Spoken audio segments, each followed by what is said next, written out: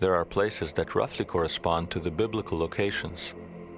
There is a river called Havor, and nearby there is a city called Gozan.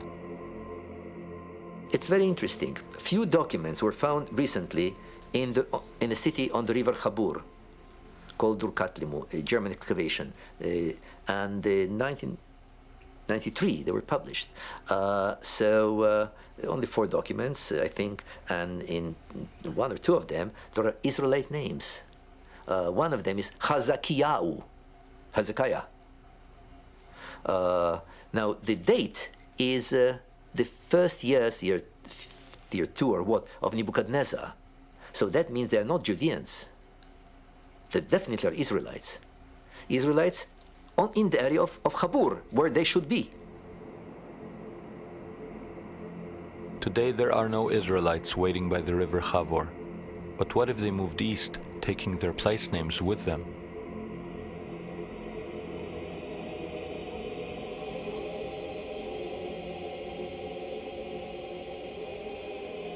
One of the passes between Afghanistan and Pakistan is known to the world as the Khyber Pass.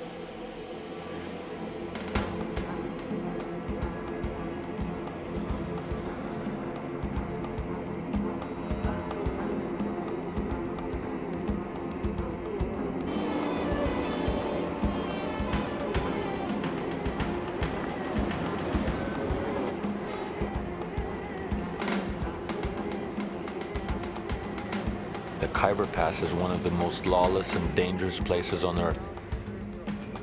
It is the heart of Pakistan's northwest frontier, the Wild West of the East. The first thing one notices is that the Pakistani government has no real authority here.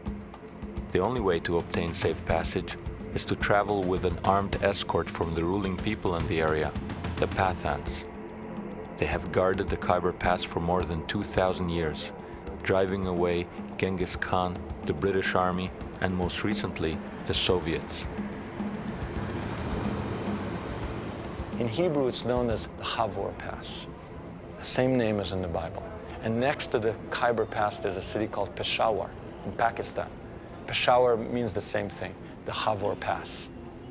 So we thought, could the Khyber be Havor in the Bible? If it is, there should be here a river called Gozan. And right there, flowing into the Kabul River, is the river Ghazni.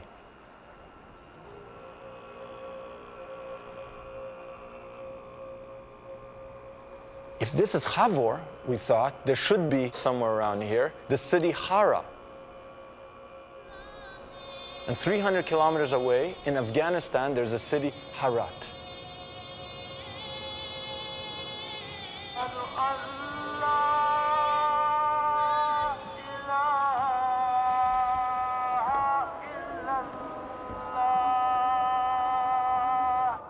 The whole world knows this area as a hotbed of Islamic fundamentalism. There are 15 million Pathans and not a single Jew among them. But we set out to investigate whether under the Islamic surface lies an Israelite past.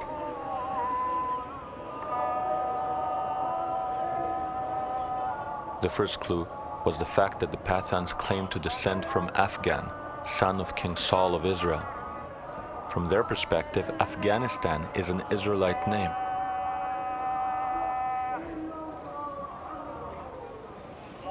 At worship, they seem like any other Muslims. When studying the Quran, however, they rock their bodies in the manner of Jews.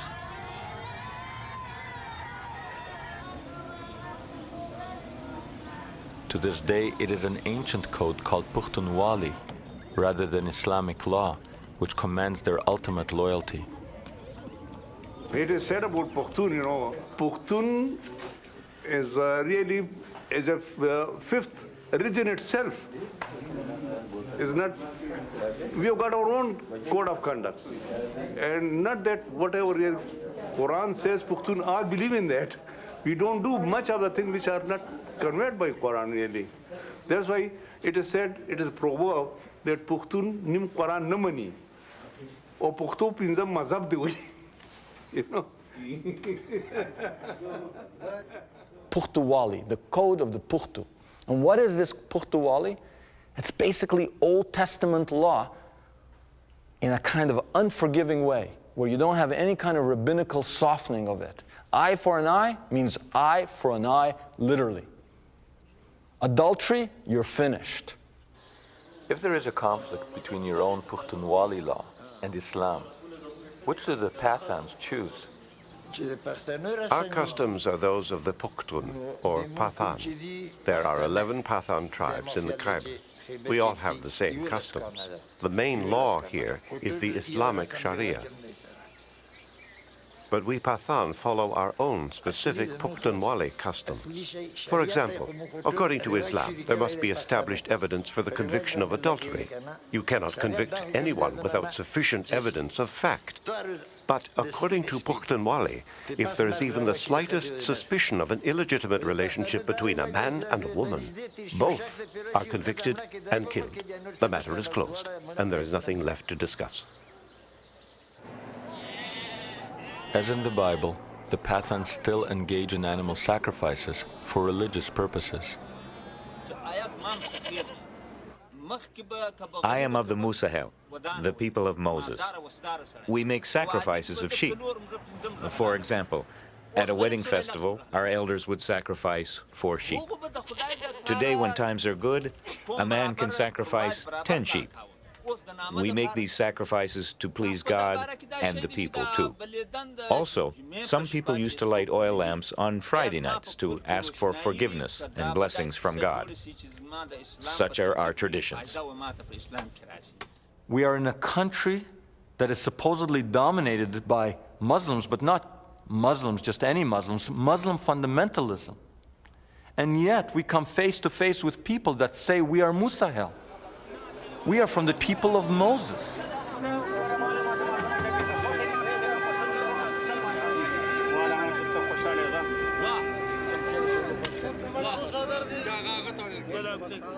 And as we travel among these people who look like they stepped off the pages of the Bible, Semitic faces, long beards, biblical garb, prayer shawls, and as the evidence mounted, we could not help but feel that maybe here among the Pathans of Afghanistan and Pakistan, we would find the answers to our quest.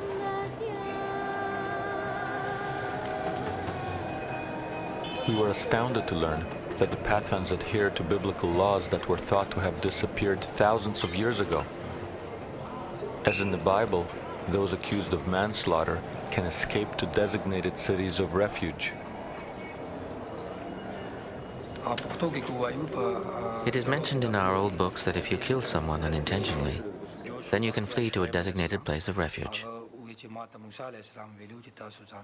Our books tell us that Moses ordered Joshua to establish cities of refuge and told the people that they should honor them. Today, we educated people think it is backwards to protect a criminal in this way, but the people in those areas of refuge look upon the matter as holy. To protect a fugitive is the sacred job of the elders. They treat him as their guest.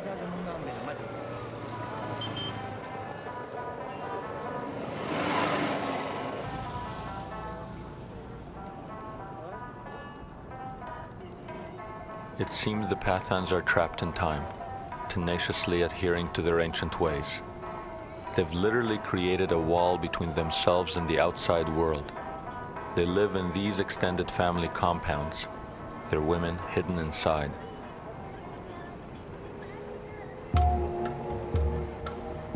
As in the Bible, the Pathan women observe a code of modesty which rarely allows them to emerge.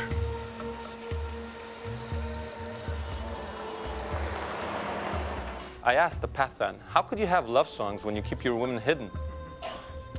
It's what, a man singing a song to someone in the kitchen from the other room, the dining room? He said no, he laughed and he said, all our love songs take place at the wells. The only legitimate place for a woman in modesty to be seen is at the well. And immediately it struck me that every one of the biblical romances happens at a well. Moses meets Zipporah at the well, right? Jacob meets Rachel and Leah at the well. Rebecca for Isaac is met at the well. It's always at the well.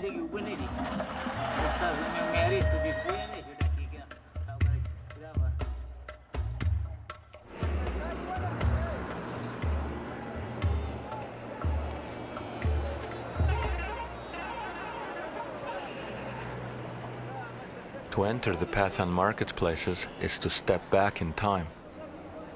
Defying all probabilities, the Pathans still live in tribal groups with Israelite names. Rabbani is similar to the tribe of Reuven, Levani, the tribe of Levi, and Shinwari, the tribe of Shimon. One Pathan tribe known as Gadun is very small in numbers, not unlike the lost tribe of Gad. Interestingly, the most numerous tribe among the Pathans is Afridi, and the most numerous tribe in ancient Israel was Ephraim.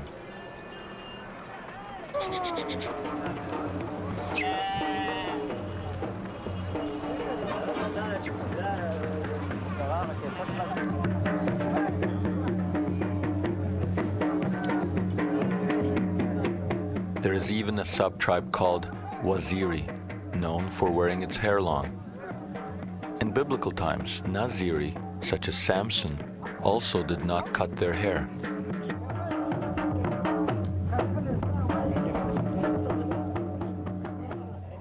So you have Reuven, Gad, Ephraim, Shimon. 4 more tribes. So we'd actually located 9 of the tribes. Or let me put it differently. We think we located 9 of the tribes. If we haven't located 9 of the tribes, then it's a very strange coincidence going on that you have all these people with biblical names, with biblical practices, with an Israelite memory, exactly where they should be according to the biblical map. If someone can come up with another explanation, I'm open to it, but I couldn't understand it.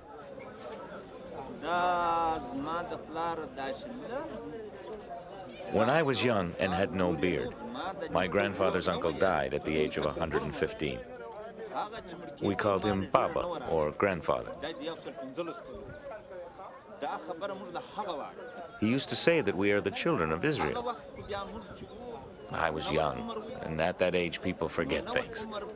They don't care much about history or talk of this kind. But now I would like to know, what are our origins? Where do we come from?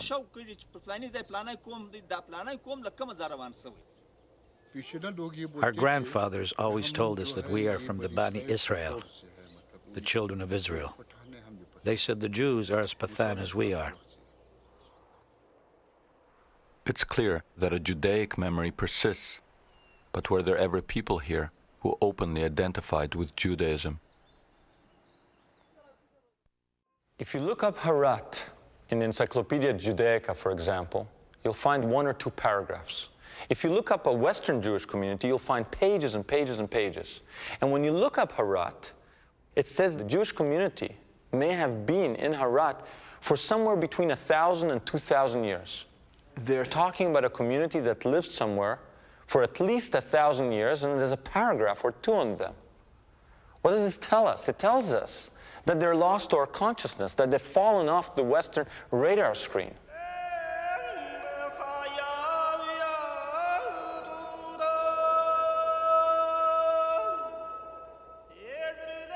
In Harat, we find this cemetery covered with Stars of David and Hebrew script. For at least 1,000 years, it served one of the oldest continuous Jewish communities in the world. The Jews of Harat are no more. The last of them left in the late 1980s following the Soviet invasion.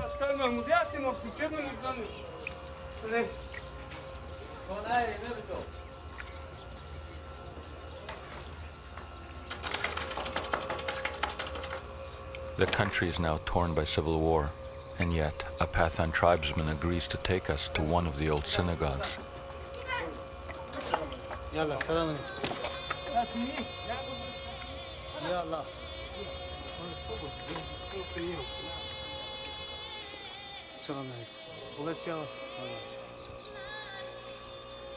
For hundreds of years, people entered this house of prayer through the grand doorways leading into its beautiful sanctuary.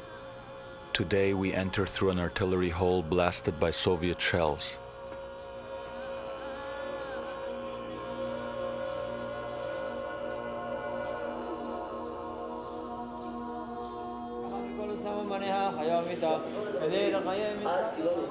There is now a tiny community of Afghani Jews in Israel. Like the Bukharans, they are largely unknown here. They remember their former Pathan neighbors as not quite Jewish, but perhaps related to them in some way.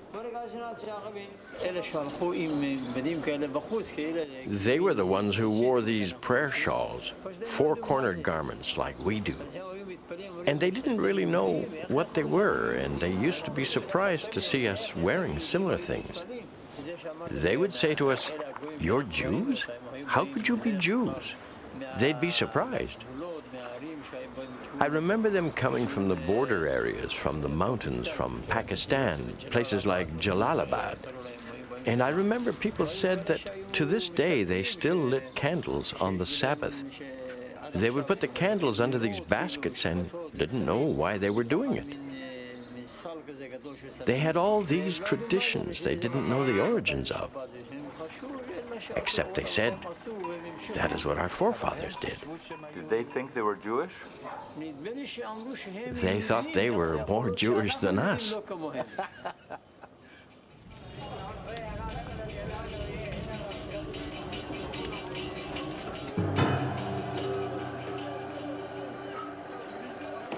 The prophets say that equal numbers of Israelites and Judeans will herald the Messiah. Interestingly, the number of Pathans and Jews in the world is virtually identical.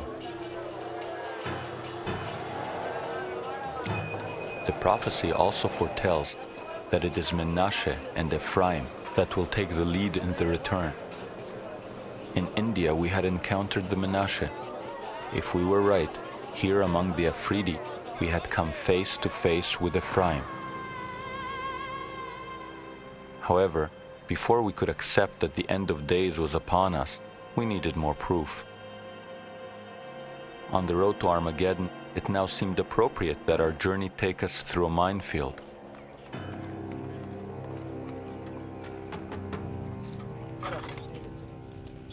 We needed harder evidence that the Pathans were of the lost tribes, so we went to the Afghani city of Kandahar, where in the 1950s a stone covered in ancient script was discovered. During the Soviet invasion, this stone was buried under rubble and surrounded by mines. Here, red dots mark undetonated mines, which we skirted to get to the site.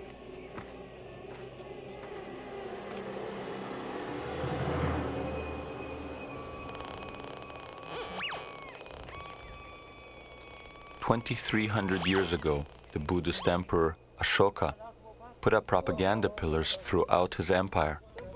Until the Kandahar discovery, it was thought that these stones were always written in Sanskrit.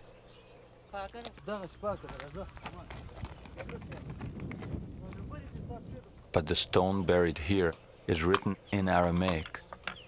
In other words, the people then living here spoke in the everyday language of the Israelite tribes.